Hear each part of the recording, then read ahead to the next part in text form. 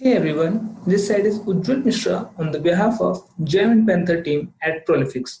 Today, I will be showcasing a new feature of our Panther 552. In this latest feature, we can save our Panther screen in the file system without using any library.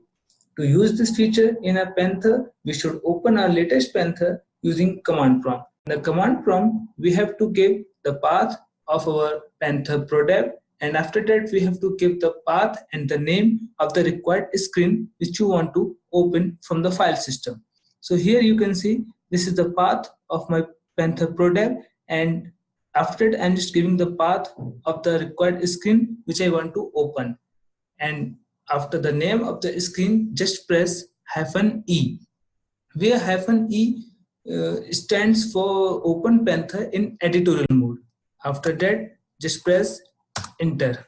Now, as we can see, a Panther with the required screen has opened and it is showing the same screen which I want to open here. So for now, I will make some changes and try to save it and check whether all these changes which I am making are saved or not. So I'm just deleting it for now and just pressing by using F5, or you can save it by going file and just press save, as it is already saved. So right now this button is disabled now. So to check whether all the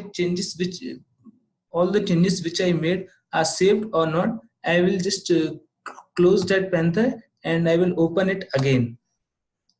I'm just opening my screen. So here you can see all the changes which I made here are already saved. So this is a new feature in the latest Panther version. It reduces the dependency on libraries and can allow direct access of a screen from the file system. Thanks for watching our video. If you have liked the video, please press the like button.